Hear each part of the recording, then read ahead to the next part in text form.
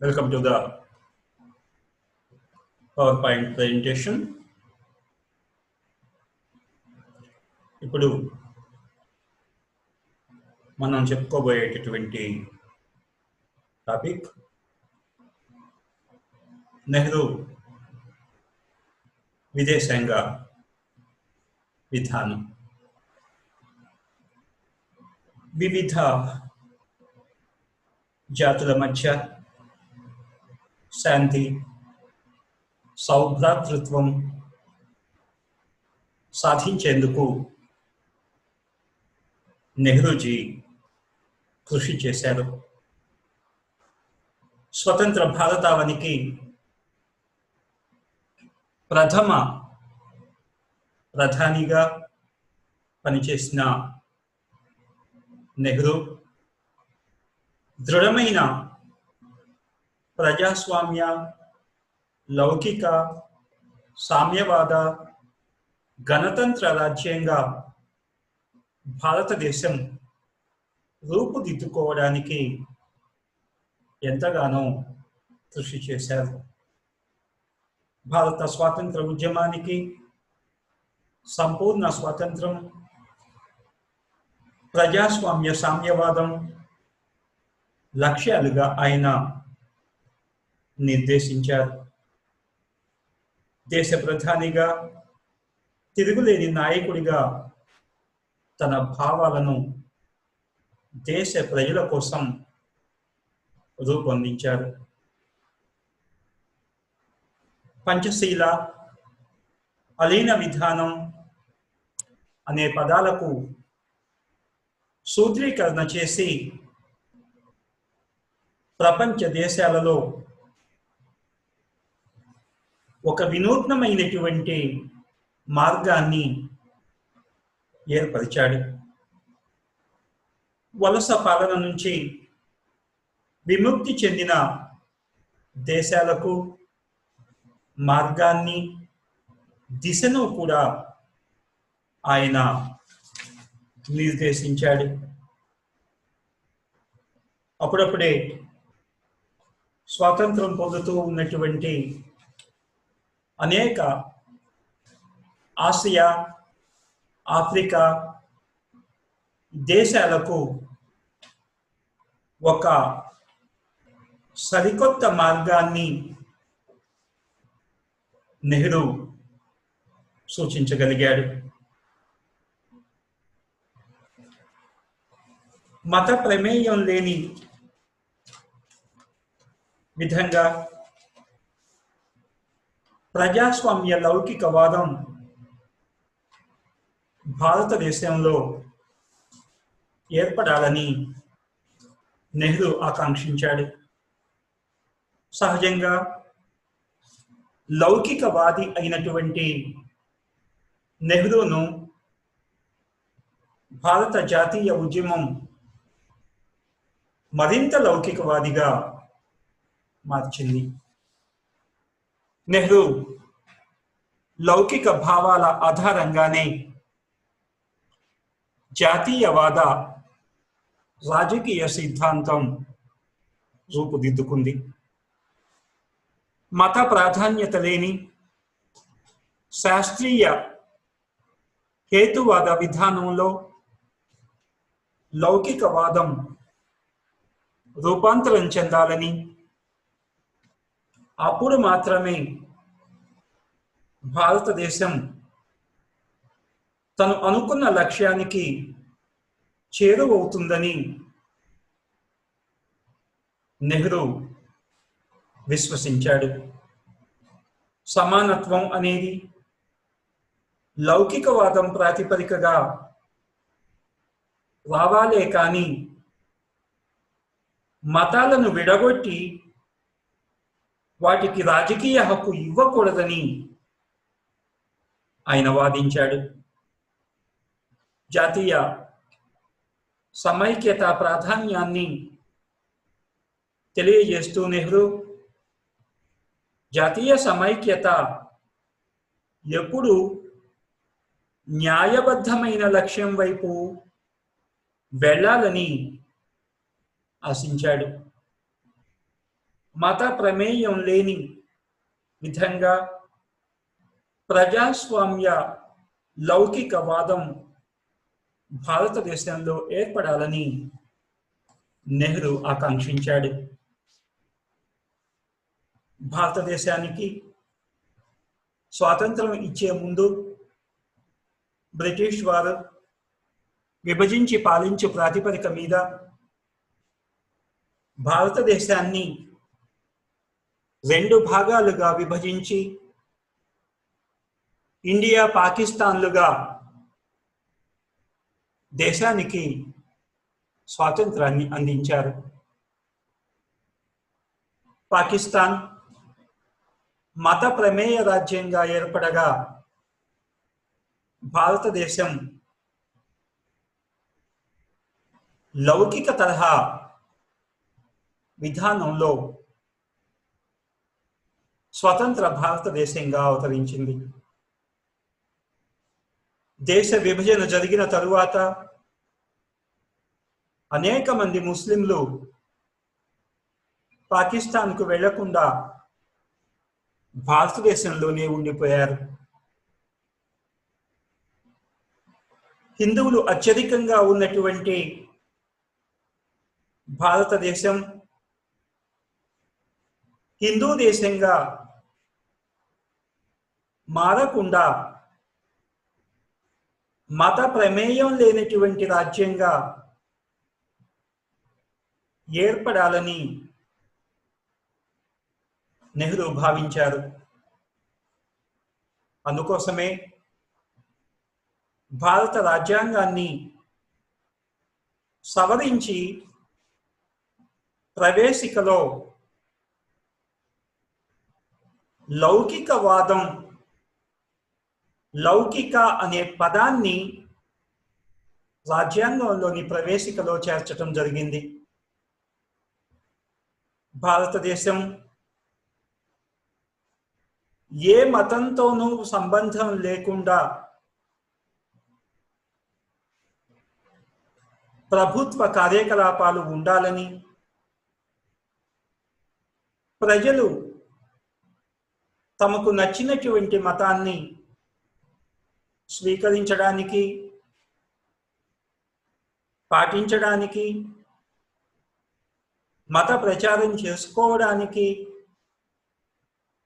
ప్రజలకు సంపూర్ణమైనటువంటి అవకాశాన్ని ఇస్తూ ప్రభుత్వం మాత్రం ఏ మతం పట్ల పక్షపాతాన్ని కానీ వివక్షతను కానీ చూపకుండా సర్వమత సమానత్వాన్ని పాటిస్తూ లౌకిక విధానంలో పనిచేసినప్పుడు మత ప్రమేయం లేని లౌకిక దేశంగా భారతదేశం ఉంటుందన్న ఉద్దేశ్యంతో భారత రాజ్యాంగాన్ని సవరించి నెహ్రూ భారతదేశాన్ని లౌకిక దృక్పథం కలిగినటువంటి దేశంగా అవతరింపజేశారు. భారతదేశ ప్రధానిగా దేశాల మధ్య శాంతి, సౌభ్రాతృత్వాలను పెంపొందించే దిశగా నెహ్రూ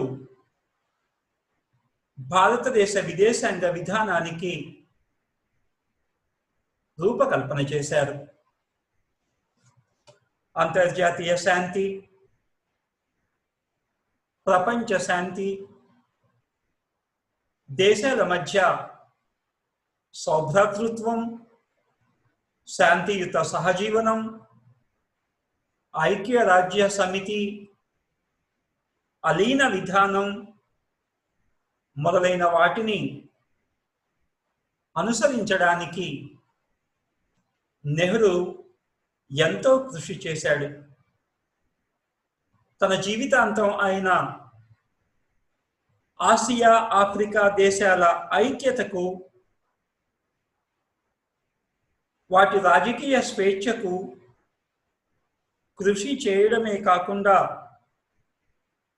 భారతదేశానికి ఒక అంతర్జాతీయ విధానాన్ని ప్రతిపాదించి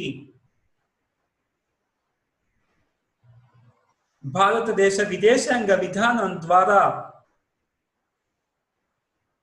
అంతర్జాతీయ విధానంలో ఒక ప్రత్యేక మార్గాన్ని ఆయన రూపొందించాడు. అంతర్జాతీయ సంబంధాలలో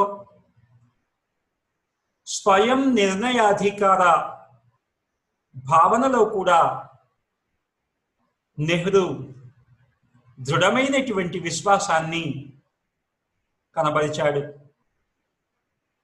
ప్రపంచ శాంతి మన ముందున్న లక్ష్యం అని, మనం వేగవంతంగా ప్రపంచంలో ఒక బలీయమైనటువంటి శక్తిగా ఎదగాలంటే అన్ని దేశాలతో శాంతి సహజీవనం కోరుకోవాలని నెహ్రూ భావించాడు. అంతర్జాతీయ మార్కెట్లోనూ ఎగుమతి దిగుమతుల విధానంలోనూ పోటీతత్వం ఉన్నప్పుడు మనం ఇతర దేశాలతో ఎంత త్వరగా సత్సంబంధాలను పెట్టుకుంటే అంత వేగంగా ప్రపంచ దేశాల సరసన ఒక శక్తివంతమైనటువంటి ప్రజాస్వామ్య దేశంగా మనం నిలబడగలుగుతామని నెహ్రూ భావించాడు. నెహ్రూ అంతర్జాతీయ విధానంలో ప్రధానంగా రెండు అంశాలు మనకు కనిపిస్తాయి. ఒకటి అలీన విధానం, రెండవది పంచశీల. భారతదేశానికి స్వాతంత్రం వచ్చినటువంటి రోజుల్లో భారతదేశాన్ని పూర్తిగా పీల్చి పిప్పి చేసి బ్రిటిష్ వారు భారతదేశానికి స్వాతంత్రం ఇచ్చిన తరువాత ప్రపంచంలో పరిస్థితి ఒక భయానకమైనటువంటి యుద్ధ వాతావరణాన్ని తలపించేలా ఉంది. మార్క్స్ కమ్యూనిజాన్ని ప్రతిపాదించిన తరువాత ఆ సిద్ధాంతం ఆధారంగా రష్యాలో బోల్షెవిక్ విప్లవం ద్వారా కమ్యూనిస్ట్ రష్యా అవతరించింది. రెండు ప్రపంచ యుద్ధాలలోనూ మిత్రులుగా పనిచేసినటువంటి అమెరికా రష్యాలు రెండవ ప్రపంచ యుద్ధం తరువాత రెండు ప్రధాన శత్రుత్వ కూటములుగా విడిపోయాయి. పెట్టుబడిదారీ విధానాన్ని సమర్థిస్తూ అమెరికా, కమ్యూనిజాన్ని సమర్థిస్తూ రష్యా రెండు శత్రు కూటములుగా విడిపోయి ప్రపంచాన్ని ప్రచ్ఛన్న యుద్ధ వాతావరణంలోకి నెట్టివేశాయి. అటువంటి సమయంలో భారతదేశానికి స్వాతంత్రం వచ్చిన తరువాత అగ్రరాజ్యాలు అమెరికా తన కూటమిలో చేరమని, రష్యా తన కూటమిలో చేరమని భారతదేశాన్ని ఒత్తిడి చేసింది. రష్యా దాని మిత్ర దేశాలను ఎదుర్కోవటం కోసం అమెరికా నాటో అనేటటువంటి కూటమిని ఏర్పాటు చేస్తే దానికి ప్రతిగా రష్యా వార్సా కూటమిని ఏర్పాటు చేసింది. నాటో కూటమిలో చేరమని అమెరికా, వార్సా కూటమిలో చేరమని రష్యా భారతదేశం మీద ఒత్తిడి తీసుకువచ్చింది. ఆ సమయంలో భారత ప్రధానిగా ఉన్న నెహ్రూ భారతదేశం అప్పుడే స్వతంత్రాన్ని పొందినటువంటి దేశం కాబట్టి అమెరికా కూటమిలో చేరినట్లయితే రష్యా తమను వ్యతిరేకిస్తుంది, రష్యా కూటమి నుంచి ఎటువంటి సహాయ సహకారాలు అందవు. అలా కాకుండా రష్యా కూటమిలో గనుక చేరినట్లయితే అమెరికా శత్రుత్వ భావనతో చూస్తుంది. ఇటువంటి సమయంలో ఏ విధానాన్ని అనుసరించాలి అనే విషయంలో నెహ్రూ ఒక నూతన విధానానికి రూపకల్పన చేశాడు. ఆ విధానమే అలీన విధానం. అలీన విధానం అంటే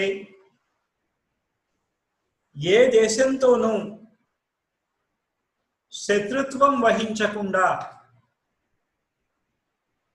ఏ రాజ్య కూటమిలోనూ చేరకుండా అన్ని దేశాలతో స్నేహ సంబంధాలు కలిగి ఉండటం దీని ముఖ్యమైన ఉద్దేశ్యం. ఏ దేశంతోనూ శత్రుత్వం ఉండదు.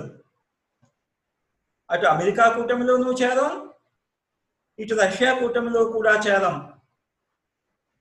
ఏ దేశంతోనూ శత్రుత్వం వహించం, అలాగని ఏ దేశంతో కూడాను తమ ప్రయోజనాలకు భంగకరంగా వ్యవహరించం. ఇరుపక్షాలతో ప్రపంచంలోని అన్ని దేశాలతో స్నేహ సంబంధాలు కలిగి ఉండేటటువంటి ఉద్దేశ్యంతో నెహ్రూ ఈ అలీన విధానాన్ని ప్రతిపాదించాడు. ఈ విధానం ద్వారా ప్రచ్ఛన్న యుద్ధ వాతావరణంలో తృతీయ ప్రపంచ దేశాల కూటమి ఏర్పాటులో ఆయన కీలక పాత్ర పోషించాడు. రెండవ ప్రపంచ యుద్ధం తరువాత సామ్రాజ్యవాద దేశాలన్నీ కూడాను బలహీనపడటంతో ఆయా దేశాల ఆక్రమణలో ఉన్నటువంటి అనేక ఆసియా, ఆఫ్రికా దేశాలకు విముక్తి లభించి అవి స్వతంత్ర దేశాలుగా అవతరించాయి. ఆ పరిస్థితుల్లో ఆ దేశాలు అంతర్జాతీయంగా ఏదో ఒక కూటమిలో చేరటం తప్పనిసరి అనేటటువంటి పరిస్థితుల్లో భారతదేశం సూచించినటువంటి మార్గం వాటికి ఒక ఉపాయంగా మారి ఆ దేశాలన్నీ కూడాను అమెరికా, రష్యాలతో శత్రుత్వానికి పోకుండా చాలా దేశాలు ఈ అలీన కూటమిలో చేరడంలో నెహ్రూ కీలకమైనటువంటి పాత్రను పోషించాడు. నెహ్రూ, టిటో, నాజర్ ఏర్పాటు చేసినటువంటి ఈ అలీన దేశాల కూటమి సుమారు 119 దేశాల సభ్యత్వంతో ఐక్యరాజ్య సమితి తరువాత అలీన దేశాల కూటమి ప్రపంచంలోనే 2వ స్థానంలో ఉందంటే దాని వెనుక నెహ్రూ చేసినటువంటి కృషి మరువలేనిది. అలీన విధానం ద్వారా అటు అమెరికా, ఇటు రష్యా కూటమి నుంచి కూడాను సహాయం పొందుతూ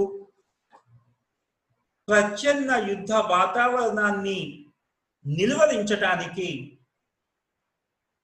అలీన దేశాల కూటమి చాలా విశేషమైనటువంటి కృషి చేసింది. ప్రచ్ఛన్న యుద్ధ వాతావరణంలో అమెరికా, రష్యాల మధ్య ఏ క్షణంలో ఏ రూపంలో యుద్ధం వస్తుందో అనేటటువంటి భయంతో దేశాలన్నీ కూడాను ప్రాణాలు అరచేతిలో పెట్టుకొని బ్రతుకుతూ ఉన్నటువంటి పరిస్థితుల్లో అలీన దేశాల కూటమి ఏర్పాటు వాటికి ఒక ఆశాకిరణంలా కనిపించింది. అలీన దేశాల కూటమి ఏర్పడటం వల్ల అమెరికా రష్యాల మధ్య సర్దుబాటు చేస్తూ దేశాల మధ్య యుద్ధాలు రాకుండా చూస్తూ ప్రపంచ శాంతికి మార్గాన్ని ఏర్పరచటంలో అలీన దేశాల కూటమి చేసినటువంటి కృషి మనం మరువలేనటువంటిది.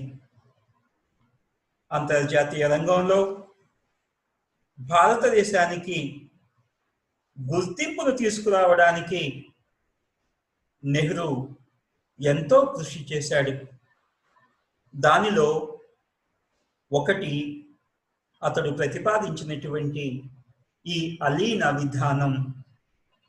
తద్వారా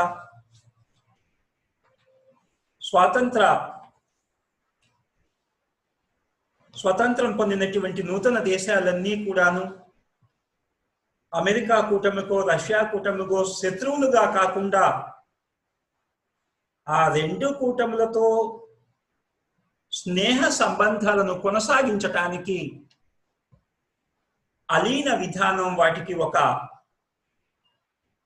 సాధనంలాగా కనిపించి అనేక దేశాలు ఈ అలీన దేశాల కూటమిలో చేరటం జరిగింది.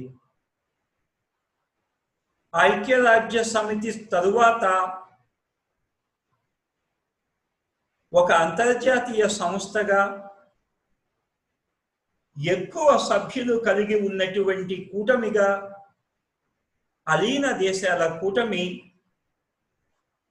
ప్రపంచ శాంతిని కాపాడటానికి, ఐక్యరాజ్య సమితి గౌరవాన్ని నిలబెట్టడానికి ఎంతగానో దోహదం చేసింది. అటువంటి అలీన విధానాన్ని ప్రతిపాదించటం ద్వారా నెహ్రూ ప్రపంచ దేశాలకు ఒక మార్గాన్ని చూపించగలిగాడు.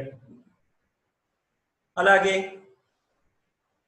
నెహ్రూ ప్రతిపాదించినటువంటి మరొక ప్రధానమైనటువంటి సిద్ధాంతం పంచశీల సిద్ధాంతం. అంతర్జాతీయ రాజకీయాలలో నెహ్రూ ఎల్లప్పుడూ శాంతిని, సుహృద్భావాన్ని, సహకారాన్ని కోరుకున్నాడు. అటువంటి అంతర్జాతీయ శాంతిలో ఒక భాగమే ఈ పంచశీల. అంతర్జాతీయ సంబంధాలలో పరస్పర భద్రతకు, పరస్పర విశ్వాసానికి ఈ సూత్రాలు ఉద్దేశించబడ్డాయి. దేశాలన్నీ కూడాను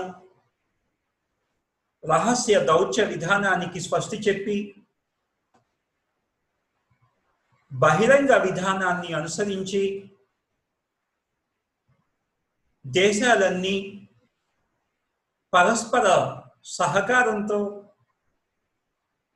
పరస్పర విశ్వాసంతో మెలగాలని, ప్రపంచ శాంతికి పాటుపడాలని నెహ్రూ ఆశించాడు.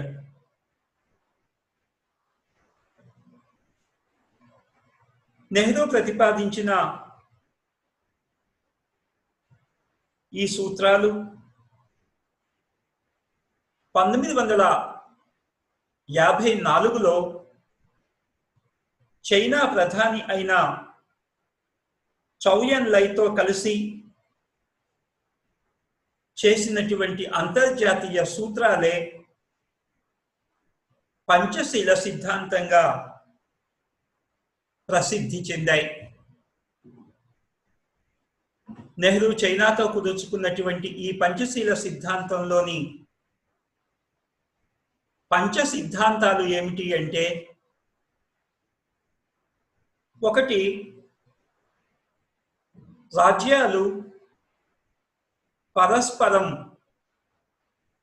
ప్రాదేశిక సమగ్రతను, సార్వభౌమత్వాన్ని గౌరవించుకోవాలి. ప్రతి రాజ్యం కూడాను మిగిలిన రాజ్యాల ప్రాదేశిక సమగ్రతను, ఆ రాజ్య సార్వభౌమాధికారాన్ని గౌరవించుకోవాలి. అలా గౌరవించుకున్నట్లయితే దేశాల మధ్య యుద్ధం చేయడానికి అవకాశం ఉండదు. కనుక రాజ్యాలన్నీ కూడాను పరస్పరం ఒకరి ప్రాదేశిక సమగ్రతను, ఒకరి సార్వభౌమాధికారాన్ని మరొకరు గౌరవించుకోవాలి. ఇక రెండవ సూత్రం, రాజ్యాలేవీ కూడా ఇతర దేశాల మీద దురాక్రమణ చేయకూడదు. బలం ఉండనో, లేకపోతే శత్రువనో, స్వలాభం కోసమో, తమ బలాన్ని చూపించటం కోసమో రాజ్యాలేవీ కూడాను ఇతర దేశాల మీద దురాక్రమణ చేయకూడదు. ఇక మూడవ సూత్రం, ఒక రాజ్యం యొక్క ఆంతరంగిక వ్యవహారాలలో ఇంకొక రాజ్యం ఎట్టి పరిస్థితుల్లోనూ జోక్యం చేసుకోకూడదు. ఒక దేశంలో జరిగేటటువంటి అంతర్గత విషయాలను తమకు అనుకూలంగా మలుచుకుని ఆ దేశాన్ని బలహీనపరచడం కోసమో, ఆ దేశాన్ని నిర్వీర్యం చేయడం కోసమో ఇంకొక రాజ్యం ఎట్టి పరిస్థితుల్లో కూడాను జోక్యం చేసుకోకూడదు. నాలుగవ సూత్రం,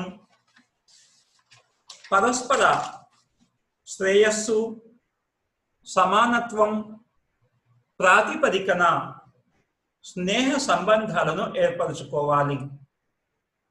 ప్రతి దేశం కూడాను ఒకరి శ్రేయస్సును మరొకరు కోరుకోవాలి. సమానత్వ సూత్ర ప్రాతిపదిక మీద స్నేహ సంబంధాలను కలిగి ఉండాలి. ప్రతి దేశం తన సాటి దేశాల శ్రేయస్సును కోరుకుంటూ ఇచ్చిపుచ్చుకునేటటువంటి విషయంలో సమానత్వ సూత్రాన్ని పాటిస్తూ ప్రతి రాజ్యం కూడాను ఇతర రాజ్యాలతో స్నేహ సంబంధాలను కలిగి ఉండాలి అనేది. ఇక ఐదవ సూత్రం, రాజ్యాలు శాంతియుత సహజీవనాన్ని పాటిస్తూ ఆర్థిక రంగంలో పరస్పర సహకారాన్ని కలిగి ఉండాలి. రాజ్యాలన్నీ కూడాను శాంతియుత సహజీవనాన్ని పాటించాలి. ప్రతి రాజ్యం కూడాను ఇతర రాజ్యాలతో శాంతి కాముక దృక్పథాన్ని అవలంబించాలి. యుద్ధం చేయాలన్న ఆలోచన వాళ్ళ మనసులోకి రాకూడదు. పరస్పర శాంతితో సమస్యలను సామరస్యపూర్వకంగా పరిష్కరించుకుంటూ ఆర్థిక విధానంలో పరస్పర సహకారాన్ని అనుసరించాలి. ఏ దేశానికి ఎక్కువ నష్టం కలిగించే విధంగా కాకుండా ఇచ్చిపుచ్చుకునేటటువంటి ధోరణిలో పరస్పర సహకారాన్ని అనుసరించినట్లయితే రాజ్యాల మధ్య శాంతి, సౌభ్రాతృత్వాలు విలసిల్లటానికి అవకాశం ఉంటుంది అని పంచశీల సిద్ధాంతం మనకు తెలియజేస్తుంది. పంచశీల సిద్ధాంతంలోని ముఖ్య సూత్రాలు మరొకసారి చూద్దాం. మొదటిది, రాజ్యాలు పరస్పరం ప్రాదేశిక సమగ్రతను, సార్వభౌమత్వాన్ని గౌరవించుకోవాలి. రెండవ సూత్రం, రాజ్యాలు ఏవీ కూడాను ఇతర దేశాలపై దురాక్రమణకు పాల్పడకూడదు. మూడవ సూత్రం, ఒక రాజ్యం యొక్క ఆంతరంగిక విషయాలలో మరొక రాజ్యం జోక్యం చేసుకోకూడదు. నాలుగవది, పరస్పర శ్రేయస్సు, సమానత్వం ప్రాతిపదికన రాజ్యాలు స్నేహ సంబంధాలను ఏర్పరచుకోవాలి.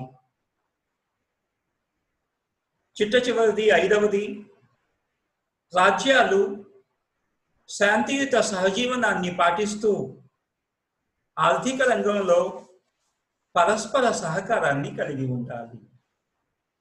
ఈ 5 సూత్రాలను గనుక పాటించినట్లయితే ప్రపంచంలో శాంతి వర్ధిల్లుతుందని నెహ్రూ ఆశించారు.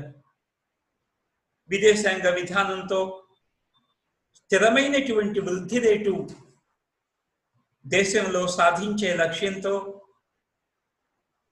ప్రణాళికలను ఆదర్శంగా చేసుకుని వాటిని భారతదేశంలో అమలు చేసి భారతదేశ స్వావలంబనకు బాటలు వేసినటువంటి మహనీయుడు నెహ్రూజీ. విదేశాంగ విధానంలో భారతదేశానికి ఒక ప్రత్యేకమైనటువంటి మార్గాన్ని ఏర్పరిచి ప్రపంచ దేశాలన్నీ కూడాను ఆ మార్గంలో నడిచేలాగా చేసినటువంటి ఘనత నెహ్రూకు దక్కుతుంది. దేశంలో సామ్యవాద తరహా సమాజాన్ని ప్రజాస్వామ్యబద్ధంగా సాధించాలని చెప్పి ఆకాంక్షించిన నెహ్రూ అందుకు అనుగుణంగా పంచవర్ష ప్రణాళికలను ఏర్పాటు చేసి ప్రణాళికాబద్ధమైనటువంటి అభివృద్ధిని సాధించటానికి, తద్వారా సామ్యవాద తరహా సమాజాన్ని నెలకొల్పటానికి నెహ్రూ కృషి చేశాడు. నెహ్రూ ప్రజాస్వామ్యాన్ని కానీ, సామ్యవాదాన్ని కానీ, ఉదారవాదాన్ని కానీ ఎప్పుడూ కూడాను నైరూప సిద్ధాంతాలుగా ఆయన భావించలేదు. భారత జాతి విలక్షణమైన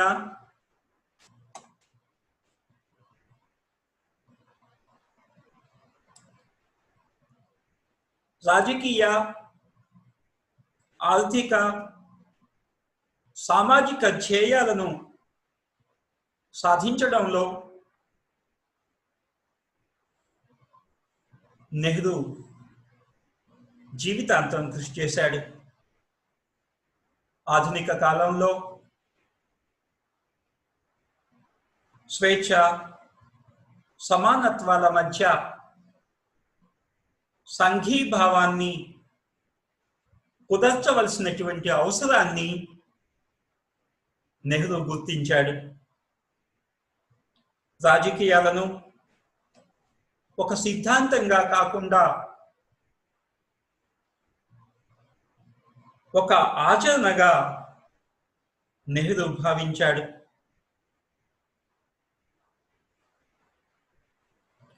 ఉదారవాద ప్రజాస్వామ్య సిద్ధాంతాన్ని ఆసియా దేశాలకు అన్వయించిన ఘనత నెహ్రూకే దక్కుతుంది. ఉదారవాద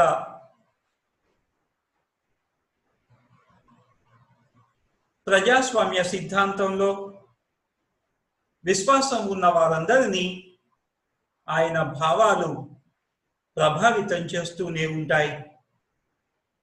భారతదేశంలో ప్రజాస్వామిక భవిష్యత్తు ఆయన సిద్ధాంతాలపైనే చాలా వరకు ఆధారపడి ఉందని రాజకీయ పరిశీలకుల అభిప్రాయం. ఆయన తరువాత భారతదేశంలో అధికారంలోకి వచ్చినటువంటి ప్రభుత్వాలు ఆయన మార్గంలోనే అనుసరించటానికి ప్రయత్నం చేస్తున్నాయి. భారతదేశ విదేశాంగ విధానానికి రూపకల్పన చేసి ప్రజాస్వామిక సామ్యవాద దేశంగా భారతదేశాన్ని రూపొందించడానికి ప్రయత్నించి నవ భారత నిర్మాతగా ప్రపంచ శాంతికి, విశ్వ మానవ సౌభ్రాతృత్వానికి నిరంతర సేవ చేసిన గొప్ప వ్యక్తిగా, జాతి గర్వించదగ్గ పాత్రను పోషించిన మహనీయుడు నెహ్రూ. అలీన విధానం, పంచశీల సిద్ధాంతాల ద్వారా ప్రపంచానికి ఒక నూతనమైనటువంటి ఒరవడిని ఆయన తీసుకువచ్చాడు. తద్వారా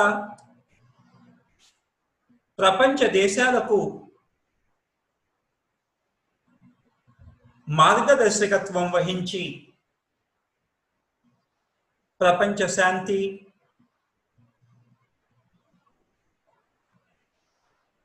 ప్రపంచ దేశాల మధ్య పరస్పర సహకారం కలిగించటానికి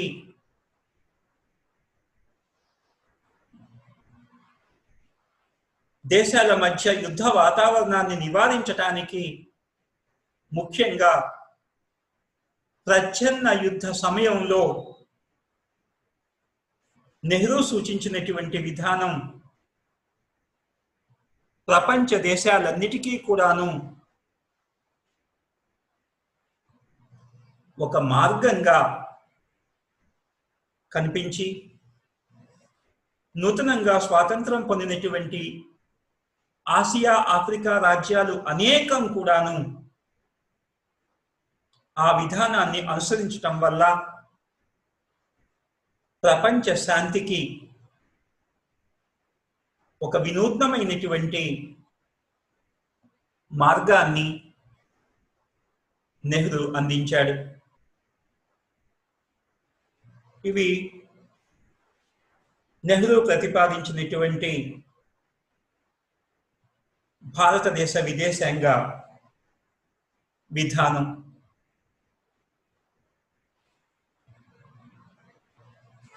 ఇప్పటి వరకు ఎంతో ఓపికగా విన్నందుకు మీ అందరికీ ధన్యవాదాలు.